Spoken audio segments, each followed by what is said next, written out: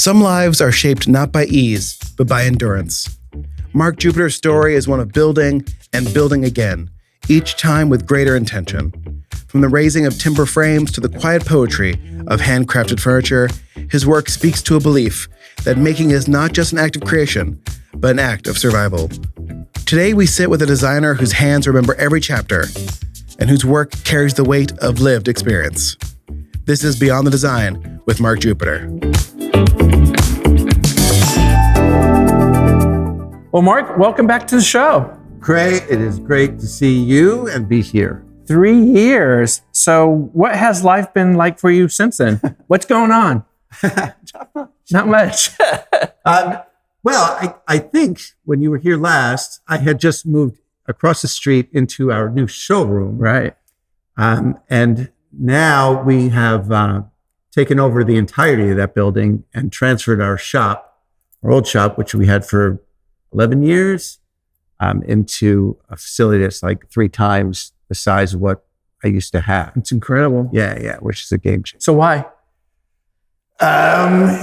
Pretty much from day one, we've just been busy as hell. I mean, it was just me in the beginning, but I couldn't build all that I was being asked to, and then kept on hiring and expanding and growing, but we're staying in the same space, right? So you can imagine we just filled up. And with our client list now and the people that we're building for and the magnitude of the projects, like we needed a state-of-the-art facility, right? There was just no ifs, ands, or buts around it. I've had my eye on this space for 10 years and been dreaming about it being part of our future. And now it's yours. Now it is. Well, what does that mean? I mean, from when we first talked 3 years ago to now, and the expansion that you've seen and has become in fruition, what does that mean to you, your firm, the studio, your team, and the whole overall process? Well, I mean, I'll show you what the studio is now, but manufacturing has a certain process about it, right? You want to come in through the front door, process your materials, assemble it, finish it, and leave through another door that's out the back or another side of the door that you came into, right? And so now we're just able to do that. And what that does is allow us to shorten our lead times, right? Because we're more efficient. And also, we're in the middle of a residential neighborhood in Dumbo, in Brooklyn, right? It's not the least expensive place to have a manufacturing facility the size that we have. But because of the added efficiencies, I'm able to bring what's still an elevated price down to a more, digestible. Digestible for the clients. Like I do a lot of hospitality now, right? And though they'll hire me to do the elevated suites or the lobbies or places that really need to have an impact, hospitality is not like high-end residential, right? And they just need a better pricing so they don't go manufacture overseas. Correct. Again, which seems as though they're just tired of doing that. All the problems that has, and coming to me, there's not many people that do what I do here, so I'm able to make that work. So, given the expansion, how has that enabled you to expand and the collection evolve? Are there new materials or new directions that excite you that you're kind of incorporating now because you do have the footprint in the space? For me, I've always been an artist and a creator and an inventor. And so given the opportunity now and having some elbow room, I'm able to explore new materials, new finishing methodologies. We've started dabbling around with liquid metals recently, which is phenomenal and really exciting, where I can make what would typically need to have been cast, bronze casting, right? Which when you're talking about doing a single piece of furniture, to have to do a bronze casting of an element just adds a bottleneck to it and also a tremendous expense to the process and weight and all of that. But now I can take an organic shape and I can spray it with bronze. So I'm taking actual bronze powder mixing it with the binder, and I can put it into my spray gun and spray an organic shape. Wow. And it will look like cast bronze because it's not cast, but it is bronze. So it has that quality or that finish without the actual the weight and also the cost and the time, I guess. That's right. And I can trowel it on so I can texturize it. I can take an air hose and blow it around, and I can do all kinds of incredible things. It's very exciting. And you'll see it. You'll start seeing it. And there's a piece in the showroom where we're sitting that has it incorporated into its base. Mm-hmm. And it looks like a cast bronze base. What's been the most surprising or unexpected part of this growth from when we first chatted to now? There's so much 3 years, a lot happens, especially in a business and being an entrepreneur and being an artist and, have to oversee a team and all the various things you have to do and wear many hats. So what's been expected and what's been exciting for you to do this? Yeah, I think it's a cliche, right? But if you build it, they will come. Right. I'm actually a big believer in that. I feel like the universe supports boldness. Right. Or if you say it, it will happen, Right. So I'm always talking about things that I haven't done yet that I'm going to do. And then unlike people that I've met in my life that talk about it and don't do it, I make sure that if I put it out there in the world that I'm going to step forward into that risk, really, because I haven't done it before. But moving into this space, like the next week, we got a couple of big orders, right? And so just the need for what we do followed us into this increased facility. And I can't say that was necessarily a surprise, but really a welcome gift. Right. Yeah. Because it's scary. Yeah, it's scary. But the unknown is sometimes you see someone like that likes to be challenged or likes to take risk because you don't know until you do it. Right. Yeah. I have a high risk tolerance, I think. From building my first house, not really knowing what the hell I was doing, and to like this. I talked to you about this DJ station that we're building that poses as a coffee table made out of river stone, cast in bronze, with a DJ table embedded into the top that can rise through a mechanical sit-stand mechanism within it to a full height DJ stand. It's an over-the-top sculptural piece, but I don't know, I've never made anything but like that before, and I don't think anybody else really has. But my clients, because of my track record, trust that I'll be able to, and because of the process that I use to go about inventing these things and creating them and managing the process. So far, I've been able to pull that kind of stuff achieved off. it, yeah, so far. Well, here we go. There we go. She's gonna drop, but it doesn't figure it out. You've spoken about the importance of your wife's belief in you after the 2008 crisis. Yeah. And now that you're in a new phase and evolving the brand, the line, how do you offer mentorship to others? Because we've talked about that briefly during our first round. Yeah. I thought about that. I've been thinking about that. When I was younger, I mentored people. I entered into the Big Brother, Big Sister program, and worked and still have special relationships in my life. So mentoring is an important part of what I've done. Now, when you're in a business, it's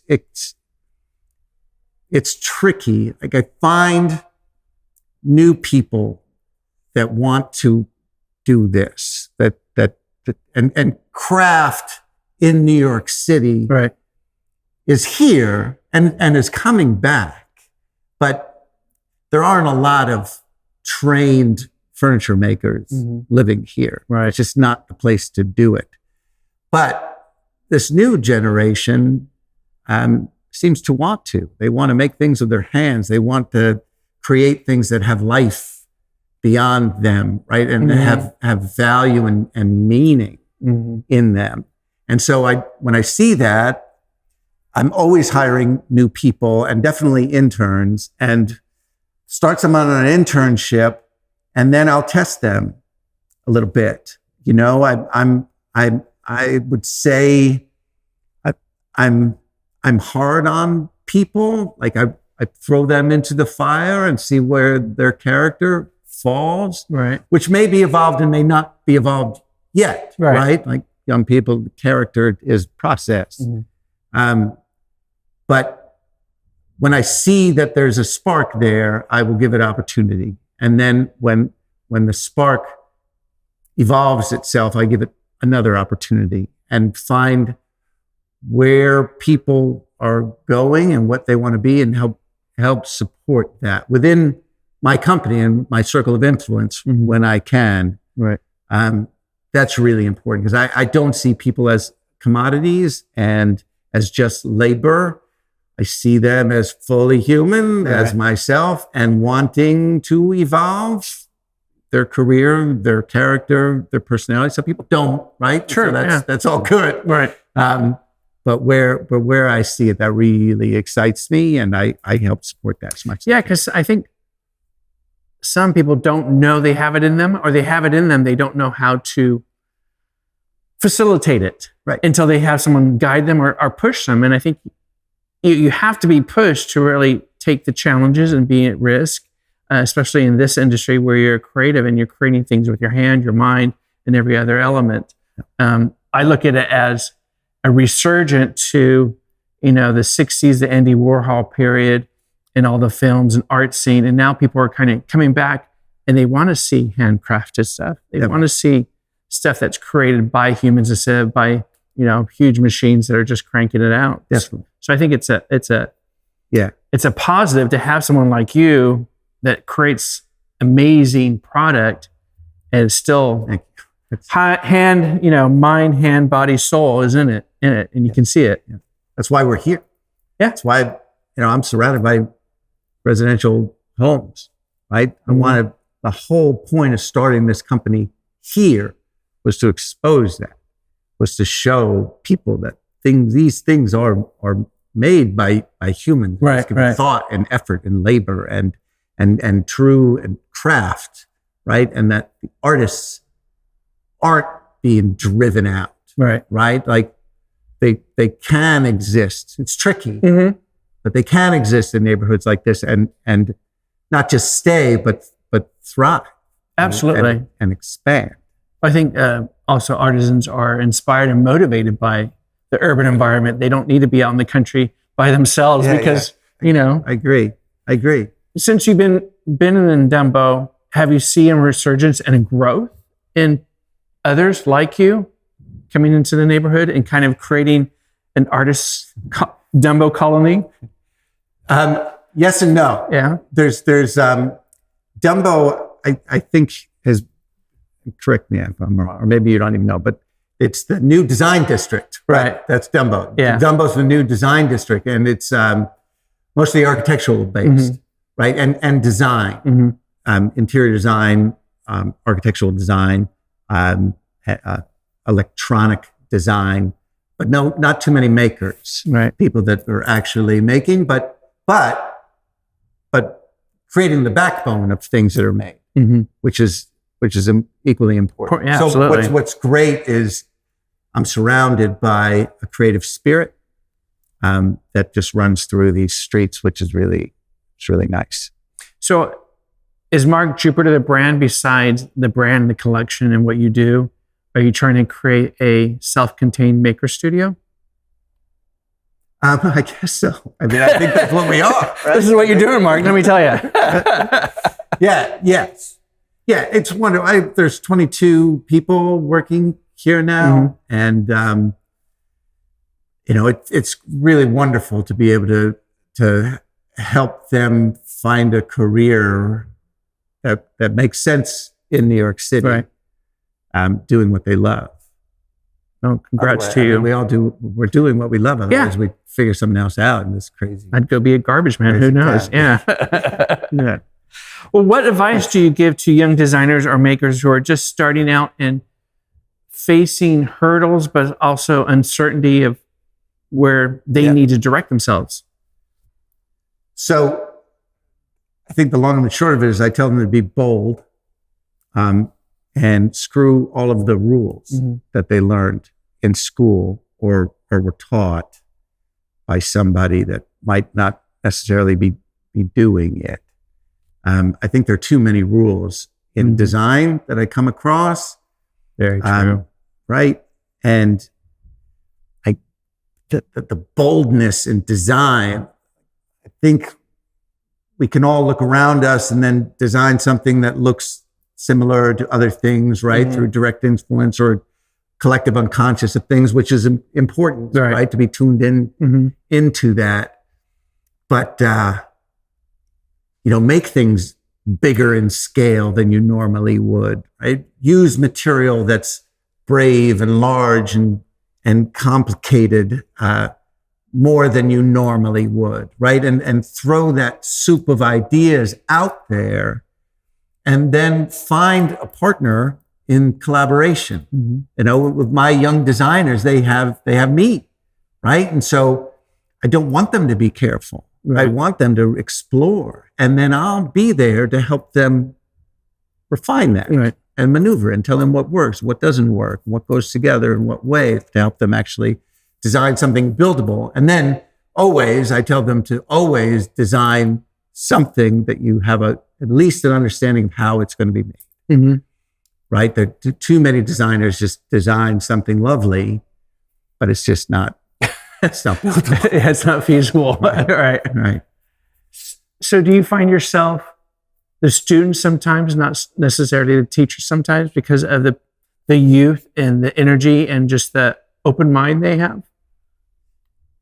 I don't know. I don't know. I'm a very, I have a very strong personality, and I'm always just my nature is to take a leadership role in interactions that I have. I think I'm humble enough to sit back and hear the light of a new idea for sure. And so that's always coming into play, no matter who I'm talking with, inexperienced or experienced. I definitely am always keeping an ear open for the next great leader in the room. You know what I mean? Yeah.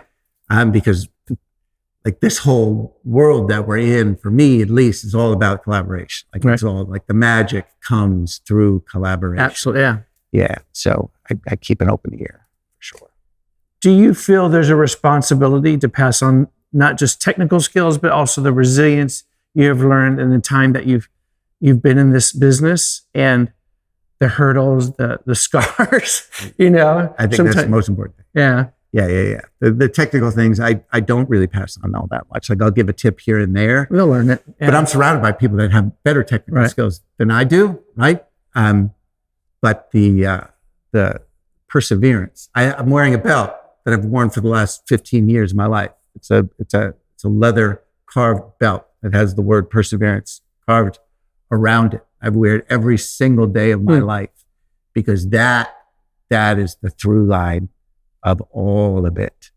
I built my first house on a street called Finish Lane, right? And like that, seeing that sign every day, coming to that over the top crazy construction site taught me so much, like the art of finishing, right? And the art of persevering through obstacles and difficult labor, and those are the moments that build character and help your craft. True. Right? Because it's so hard sometimes. You have to persevere. You have to persevere. Or you're not going to make it. And don't take no for an answer. Don't take no for an answer. That's very simple, but it's very true. Right. When you run into, we build things all the time that we've never built before. And we have good gut instincts in engineering, though none of us are trained engineers. And we'll be in the middle of a project and we'll go, oh, that's not working. That's not going to work. and you'll see people in the room react in different ways to like something that needs to be delivered in a month, not working. And you look around and certain people are engaged and certain people are the I told you so's in the room, right? And I always tell them, it was like, there is a problem here and there is a solution. We just don't know what it is yet. Right? We just have to talk about it, figure it out. But I promise you, everything is fixable and everything has its solution. We just gotta persevere and find what it is. Yeah. And we always did. Yeah. Who has been a mentor? Who has been that a few times? Right. Who hasn't been a mentor to you recently? Someone who continues to challenge and inspire you and motivate you. I got to say my wife. Honestly, I got to say my wife. She's a brilliant woman. She's my consigliere, right? If I pronounce that right. I go home and I talk about my day with her, and she gives me insights into what we do better than anybody have ever encountered. Honestly, does she give you a reality check as well? Oh God, yeah, too much. But not about the business. Like she's very proud of what we're doing and what we've built. Maybe, but she definitely calls me out. Does she inspire you in some of the ways that she's kind of your soft critique, I guess? It's like, I have this great idea, I want to do this. For sure. Yeah. Her and my daughter, Daisy. My wife, for sure. If she doesn't like something, like she's an open book. Like, if she doesn't say it immediately, I can just see it written all over her face, right? So she doesn't have that ability, that filter, that really she can be like, oh yeah, it's really good. Good job. She doesn't have that. So and like, how wonderful is that, right? When you have somebody who you value their opinion and they're just honest. Yeah. As opposed to blowing smoke, right? That doesn't help. Doesn't take you anywhere. Doesn't help. Right. You understand this as a designer. Like you just want good feedback more than anything. If it's shit, it's shit. Right. So we can curse. Yeah. Oh, good. Oh, yeah. You can. Oh, good. No, I've been holding back. Great. No holding back. Floodgates. We're not censored. Yeah. Is your home also like the test kitchen of your products? No. I'm plumber with leaky pipes. Definitely. We have a few pieces in the home, which are beautiful and well placed and all that. But I always have dreams of building this, building that. But I'm building for other people. Yeah, you'll get to it. Well, you've always described your work as a standing at the crossroads of craft and innovation and invention. Has that philosophy changed as you've grown, or has it only deepened over time as you've continued on this journey and this business? Grows every day.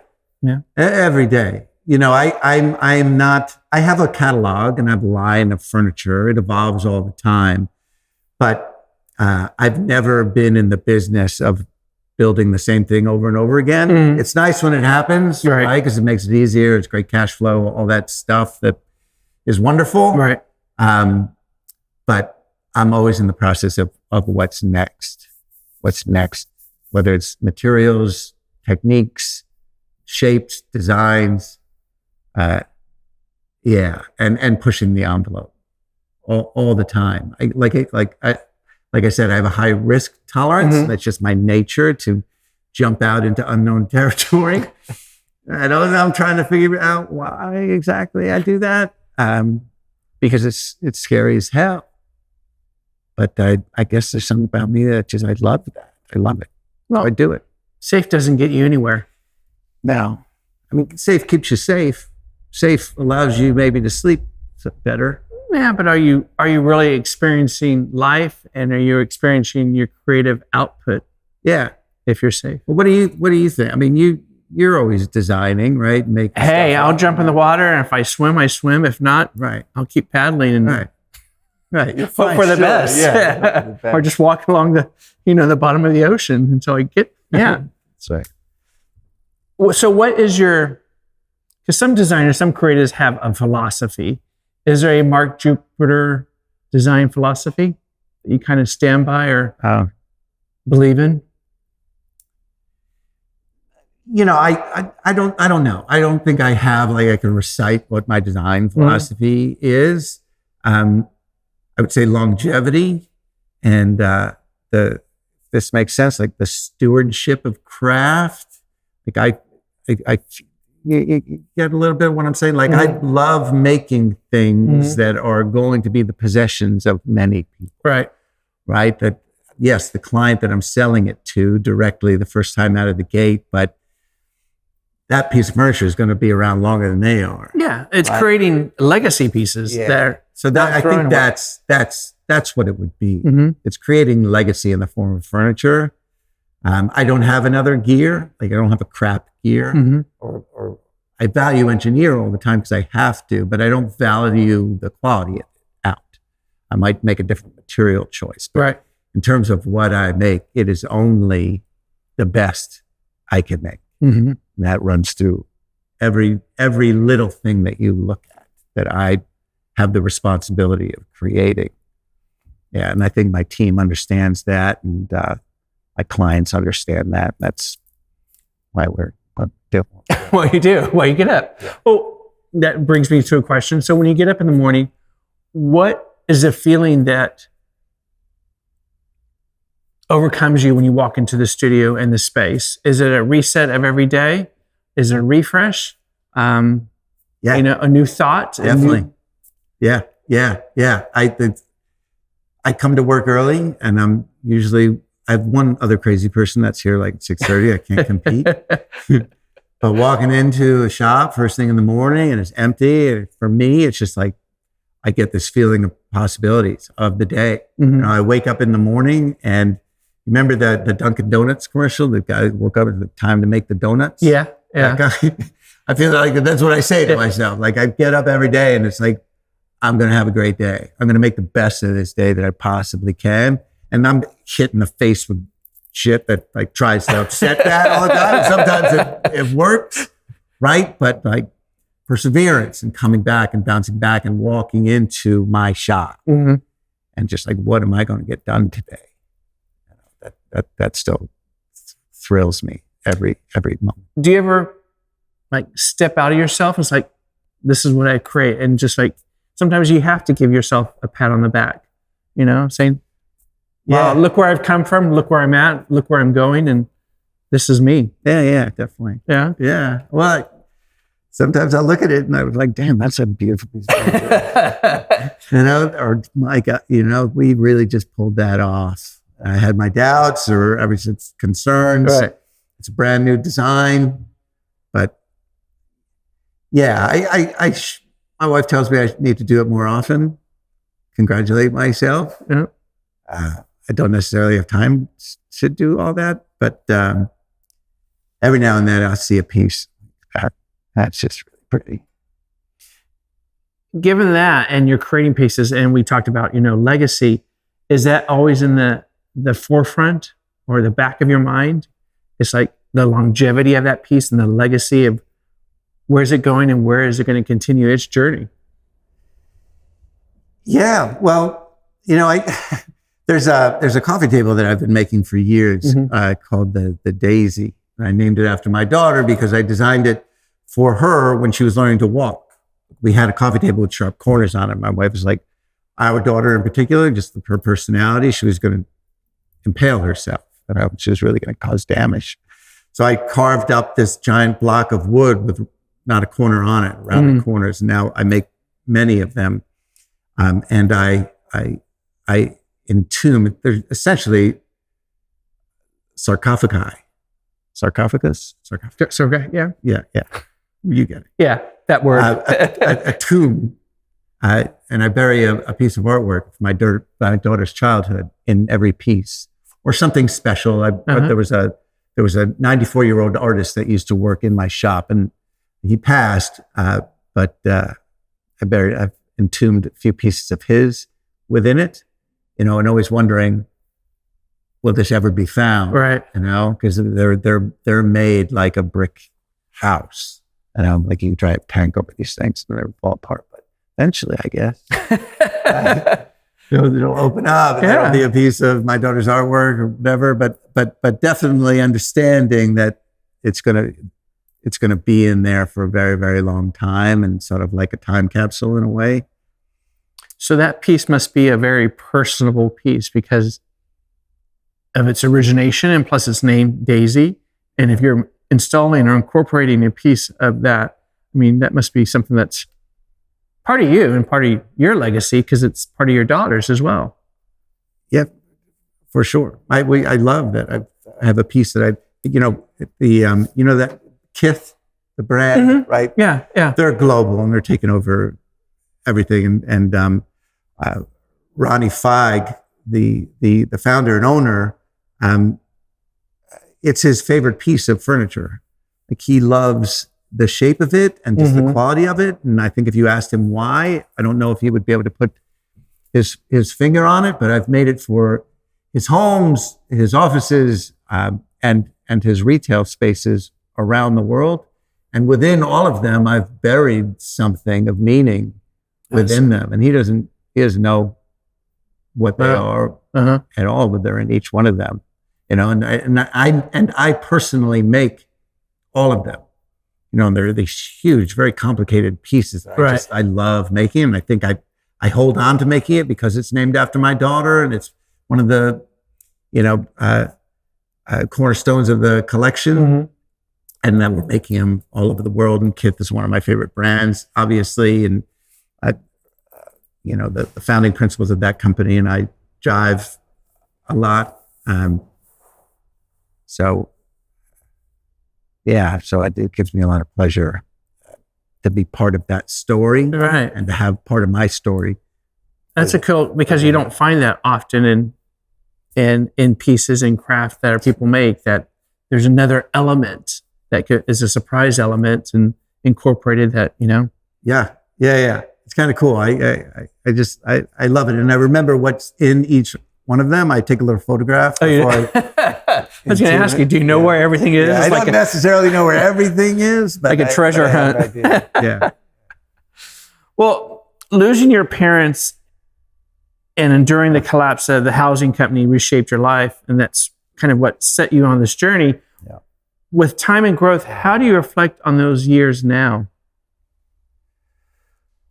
Well, my parents were a huge influence on my life. They were both incredible artists in their own right. My mother was a handbag designer for Roger Van Ness for a while. Was the precursor to Coach Underwear. Right. And then my father was a general contractor and also quite a fine artist. And the lessons of art in my life came directly from them.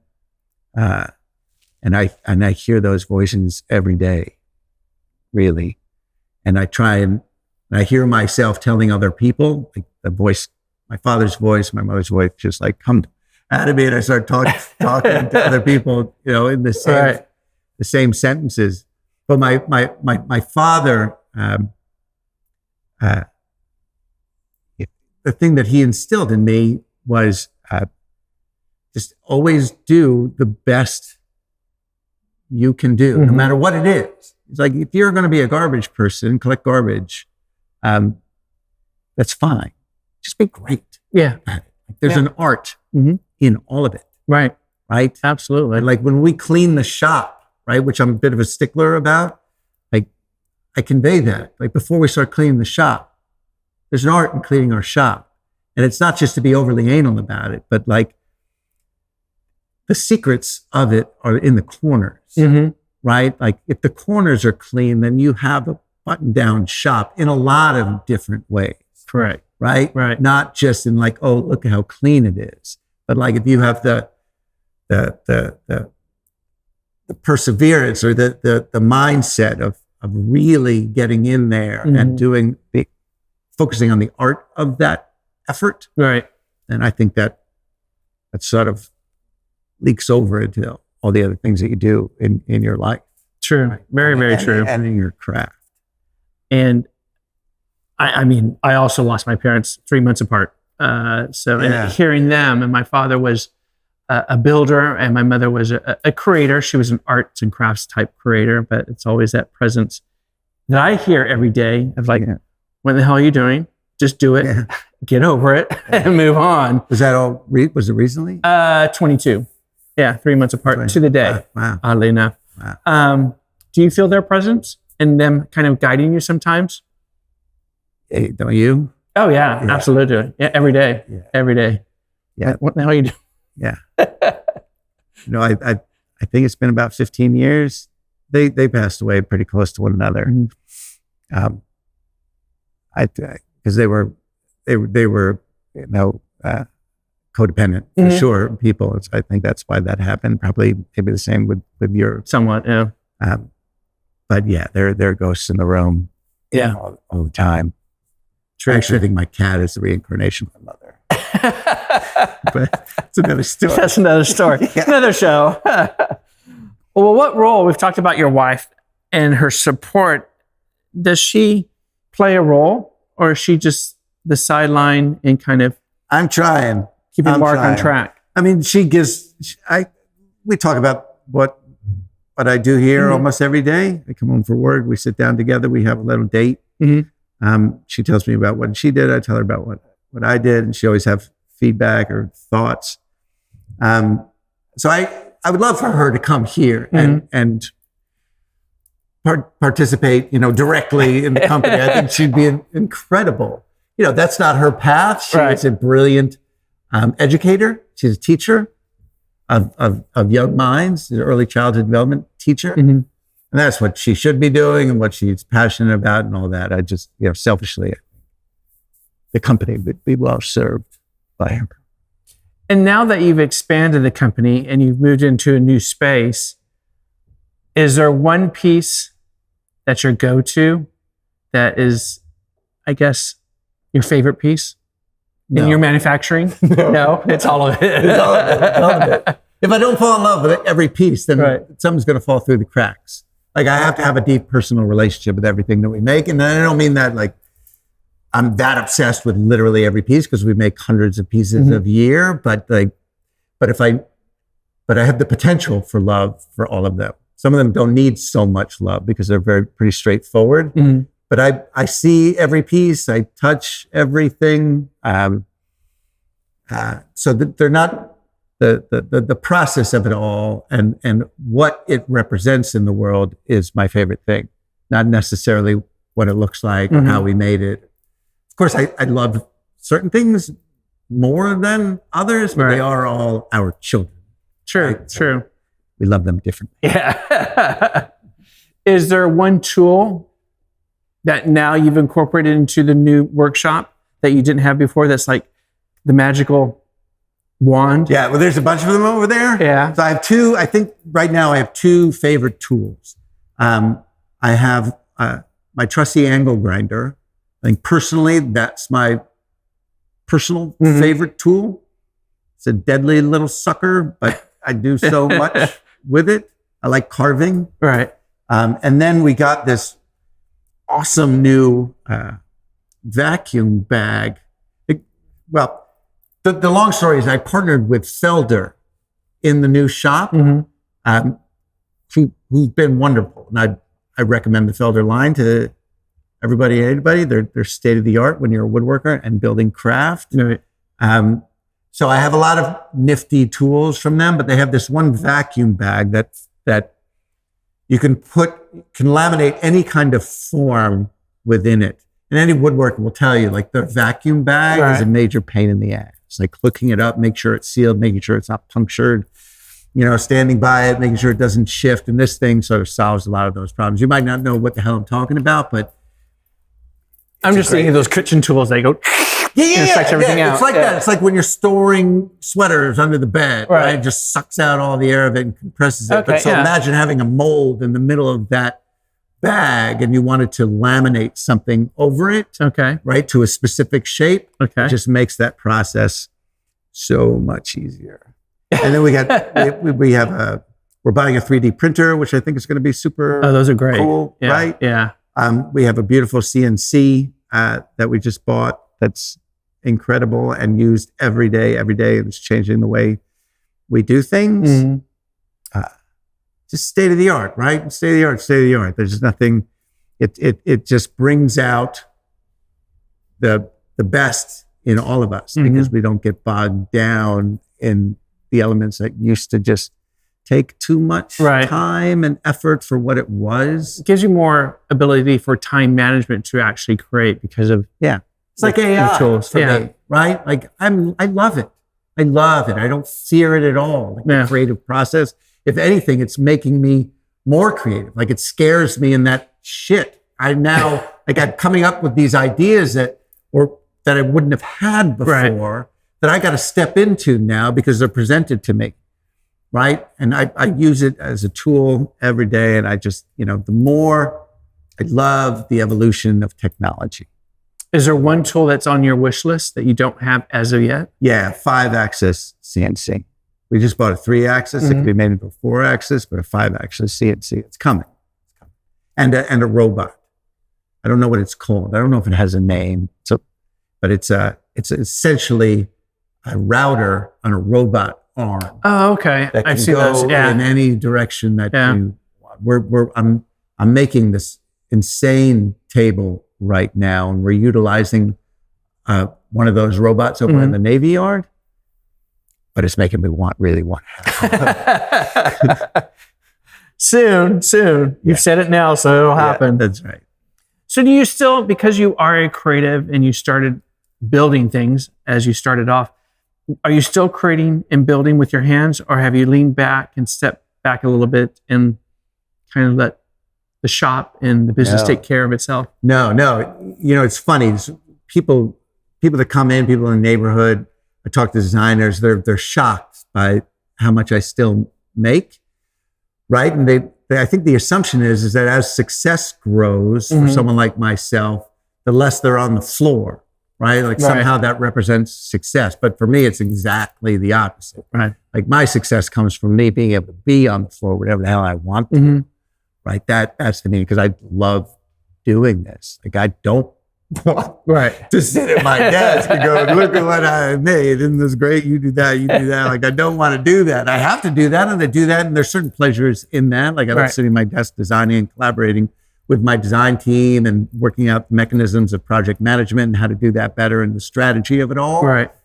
The ins and outs of running a business, like this, I need to hire that away, right? Solve those problems so I can just be my creative self and make things.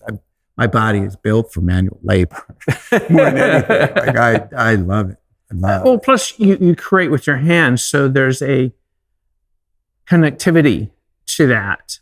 And I think that probably drives you a lot as well, because you're actually creating with your hands. Yeah. You're not just drawing something, you're not just sending it off, you're actually seeing giving it birth. So much. You learn so much. Right. Being on the floor and having my team see me on the floor and sweating and busting my ass and getting dirty. And then all the new techniques that we've developed, the new products, like the liquid metal stuff, like I'm all over that. We're doing a lot of UV cured wax finishes now. Now I'm all over that and exploring that and the different tinting and color combinations and how to use it really well. Finding the right applications for it, where it works, where it doesn't work. I want to spend my time doing that. That's what evolves the company. Given that you work with a living and breathing materiality, does it give you hardship sometimes because it doesn't do what you want it to do because it has a mind of its own? It's a tricky question there, Craig. Because in a way, it's like, thank God it has a mind of its own. Right. Like the for me is, the way that those things that are unpredictable, often, if you listen to it, help the piece become better. Right. As opposed to being frustrated about it. It's sort of, it's a piece created by nature. Right. So it is what it is. Right. I can't endeavor to control that. So for me, I let that happen. But yes, of course, if I'm making an oak table and the wood decides to check out and crack when it's almost finished, yes, that's a little frustrating. Firewood. what projects are you working on? Tell us a little bit about some of the projects you're currently working on. Well, at any given moment, we're working on about 150 of them, and some of them have a couple hundred pieces within them. Hermes just hired us to be their second domestic manufacturer in the history of the company. That's incredible. We're now their only domestic manufacturer. Wow. Within the company. It's a big deal. And, they don't mess around. Right. And we're aligning in terms of what their standards are and what ours are. I'm building a massive collection for the Carlisle Hotel.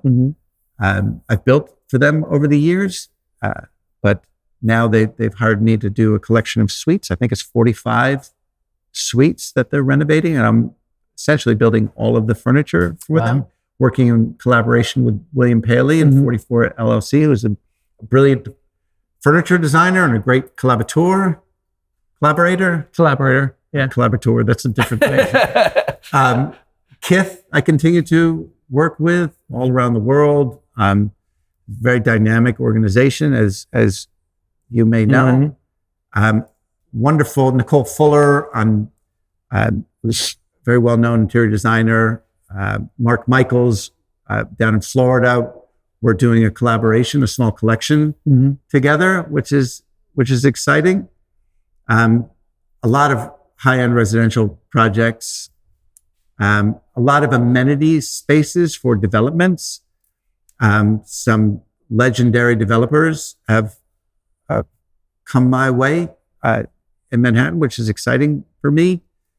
Just being born and raised here and having known their work, right, and now being brought in to help design and build the look and feel of those buildings.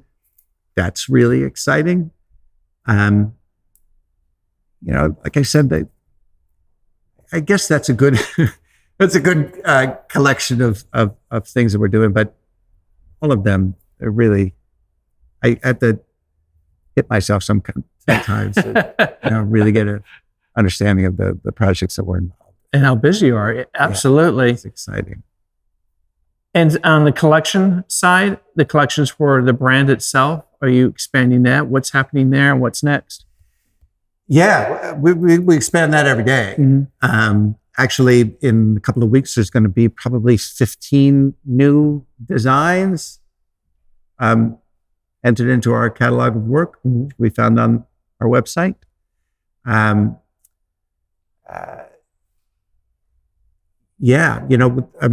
always exploring.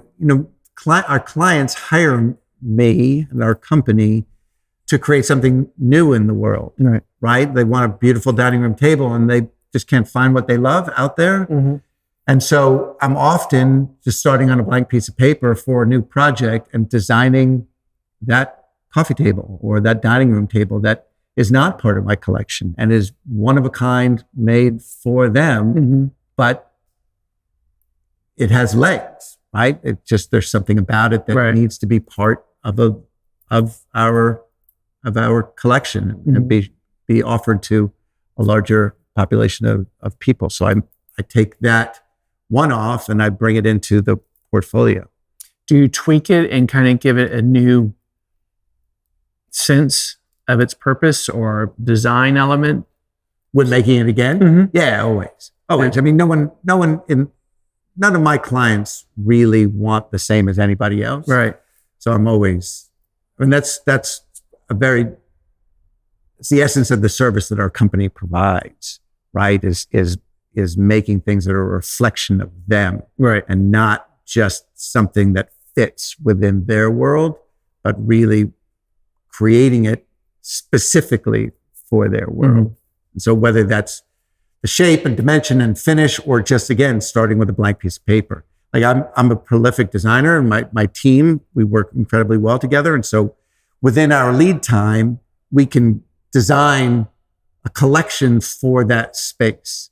But typically it takes us 16 to 20 weeks to make anything. That's just from purchase order to delivery. And we take the first month of that to design it. And if it's something that we've made before, it goes through that process really smoothly. We might be tweaking it here and there, but we'll also within that time, design something completely new, or a collection of things that are just completely new, which is thrilling for the client. Absolutely. Yeah. They know it's just there. Yeah. They have one of a kind. Right. They have one of a kind.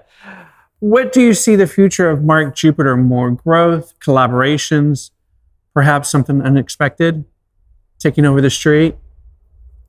I don't know. What do you see in the future of Mark Jupiter? Let me see. I don't know. I think it's just doing more of what we're doing. Like, if it's not broken, don't fix it. That's true. I feel like it. I want to get better at what we do in terms of the strategy of what we do. Mm-hmm. Building in the middle of this neighborhood, even though we're in a bigger space, it's still limited space comparatively to my colleagues out there that have 50,000, 100,000 square foot manufacturing facilities. And I'm in that world with them. So I constantly have to figure out how to do things better and more effectively and more efficiently. More streamlined and be competitive. Mm-hmm. I don't know. I always think that maybe there's a collaboration that comes my way that really kicks us into another dimension. I'm an ambitious guy, right? So I do want to grow. I do want to build the brand. Mm-hmm. I do want that recognition of what we're doing here. I think I need to be better at that, right? I'm starting this part of our website, I guess you call it a blog, called MJ Drops, which is to do just that, or at least it's my effort to do just that, but really open up the curtain wider. The reason I started this company in the middle of Dumbo was for people to get an experience of coming into a beautiful showroom of handmade objects, but also being able to cross the street and look behind the curtain of how they're made. Like right here is where I manufacture. One side of the street is the showroom, the other side of the street is the manufacturing facility. But we're still just right here. So I want to open up that curtain digitally in a broader fashion. So MJ Drops is going to be all the things that are exciting that are going on here, whether it's a new collaboration, a new project, an event we're doing, something like this would be an MJ Drop, and a product line, like a limited offering, like literally like a drop, an album drop, It just has its place in time. Like this cutting board here is a drop, right? This came from a massive slab that we literally had a cut off from or drop from, and we were able to, instead of throwing that out into a landfill, we were able to use that and just design something beautiful from its home, and people have deeper access to the company and what we do and craft. And I use, when we come to making stuff, I bring my interns make them. And so I use it, the funding of it allows me to hire more interns and train them. Correct. And because if you can make this charcuterie board, you can make a lot of things. Right? Like it has its complications enough. Right. It's still got to be a fine piece of furniture.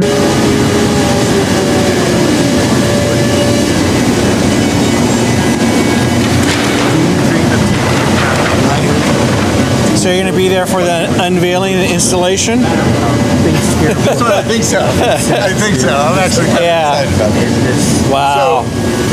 So it's, they wanted, should we move this? Let's move this out.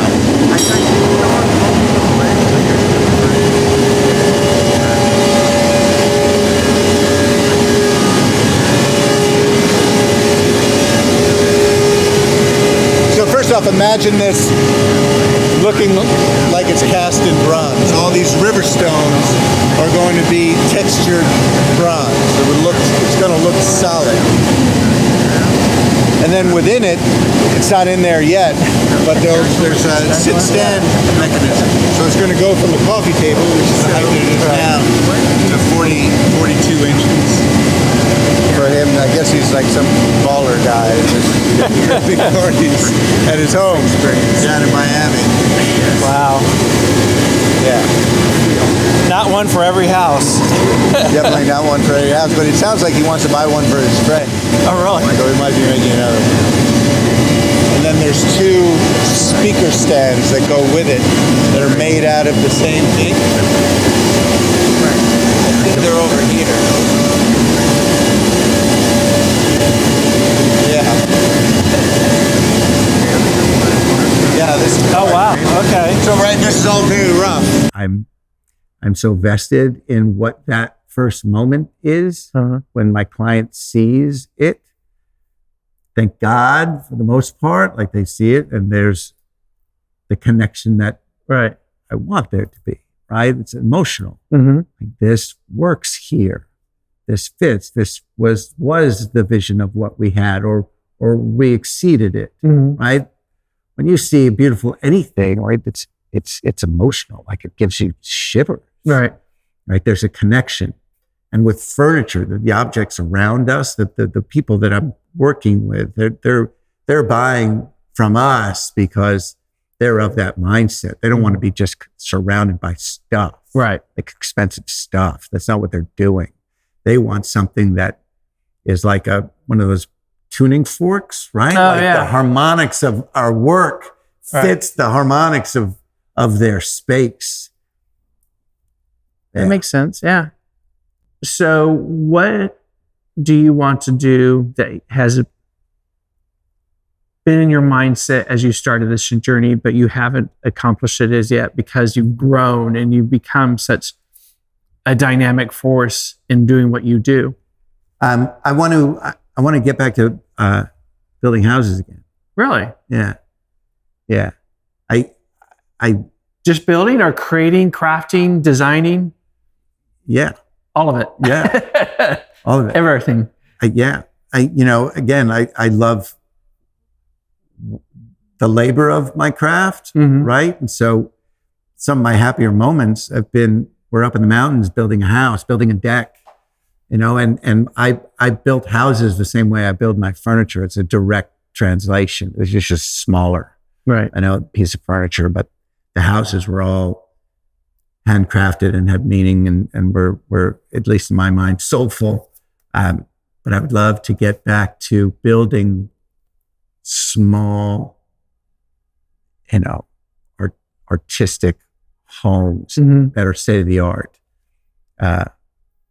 Again, second homes, not first homes. I don't want to deal with the first homes. There's too much emotion from the other side and too much obsession over like grout color and stuff like that. I just want to build homes the way I want to build them and then, sell them on spec. I know I could really do well there. So the first day that you opened Mark Jupiter to now, and I've kind of asked this question, but this is a different question. When you open those doors, does it take you back to that first day? Yeah, I think so. I think every day I have that feeling of the first day, because it's still, I didn't start the company because I knew it was a shoe-in to make a fortune. Right. You know what I mean? Not by any stretch of the imagination. Right. I did it because I love getting up in the morning and being able to make stuff.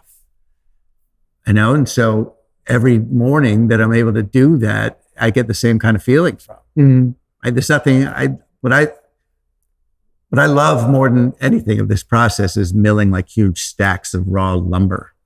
If I walk in and I got a huge stack of rough sawn walnut to mill, I'm the happiest guy in the world. If I could do that every day, that'd just be perfect. Well, I've seen some of your Instagram feeds while you're actually in the street creating stuff or putting flames on it and burning it and things like that. It's great, right? Yeah, it's entertaining. It's great because it shows a lot of things, but it shows integrity that you're actually doing what you say you do and creating pieces and actually working with your hands. And part of the overall collaboration and team of, even though your name's on it, you're there as a team, which I think is invigorating for artisans and craftsmen to actually see. Instead of, like you said, being up in your office. Yeah, like, that's nice to hear. Yeah. I should be better at that. I hired an assistant to maybe walk around a little bit more with the camera as far as the MJ drops thing, right? Just showing more content.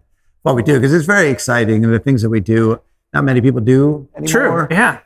So I just want to, expose that better, I guess, better. That's the right way to put it. Well, I think there is very few and far between do what you do and very limited across the country, that are still crafting the way you do. Yeah. And taking the time and the effort and show integrity in the pieces. Yeah. And it runs, I'm in contact with a lot of other makers. Mm-hmm. We talk to each other all the time and help each other and talk about new materials and products that we're using. And most of them have that same sort of feeling. But I can only name maybe a dozen, in the entire country that don't make product, right? We make beautiful furniture. So 3 years from now, in our 6-year anniversary, we're going to do this again. We're going to do this again. When you return, what do you hope we'll be talking about then? Well, I hope we're talking about a lot of the same stuff we're talking about right now. It's not too different. Yeah, I think that's it. I think the chances are we'll probably be in another bigger shop, just the way things are going. Mm-hmm. And that I'll be exploring my sculpture again, which we've been treading on the possibility of doing that, just outdoor sculpture. In what form and what materiality? Well, again, like this, the metals that I'm using and the applications that I can make a bronze sculpture, but make it with a plywood substrate or an MDF substrate, okay, right? And sculpt it first, and then apply that kind of finish. There's a law firm out in Texas that I'm talking to right now. I'm making a really beautiful table for them in collaboration with Gensler out in Dallas. And I haven't worked with Gensler in Dallas before, so I'm excited about that. But they wanted an outdoor sculpture, 2 of them, that were a reflection of that table. And so they asked me, would I be interested in doing that? Like my reply on their email was just yes, yes, yes, with like 7 exclamation points out. Like I'm very excited about the possibility of just making a sculpture, like a non-functional piece of art, which is where I started when I was very young. I was a sculptor. That's where I spent all my time in the sculpting studio at school. So to get back into that. Okay. So 3 years from now, we'll have Mark Jupiter there'll be a couple of outdoor sculptures. Okay. Floating around the world. All right. So, and some houses, second houses, cabins? Maybe? Yeah, cabins, timber frames. Okay. So what else would you like to share before we wrap up, Mark? Well, Craig, I just want to congratulate you on. Thanks. I've been watching you since you started, and when we first talked, we were kind of just getting started. Yeah. And in this space, a lot of people give it a shot, having podcasts, talk about design, and they haven't proven to have the legs.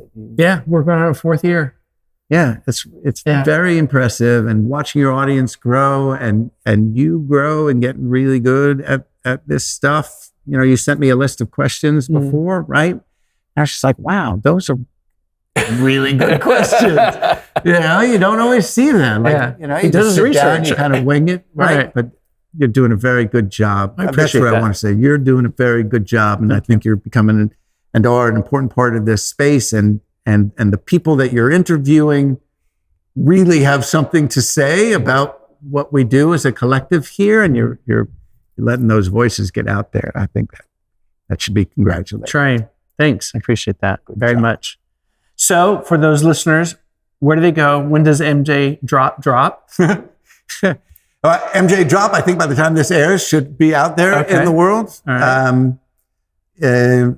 But go to my website, sign up for our newsletter, markjupiter.com or Mark Jupiter Design on Instagram, which is a great source of information, and look behind the curtain. yeah, and just give me a call if you have an exciting idea that you want to help manifest. Oh, I got them. We'll talk. We'll talk. Well, for today, and we'll look forward to scheduling 3 years from today. And right on. Thanks, Mark. Yeah, it's a pleasure. Thank you. In a world obsessed with speed and spectacle, Mark Jupiter's work reminds us of the power of patience, of listening to materials. His journey is not about return, it's about evolution. And every joint, every curve, every finished piece, there is proof that resilience, when paired with craft, can become something enduring. Mark, thank you for sharing not just your work, but the story behind it. This is Beyond the Design.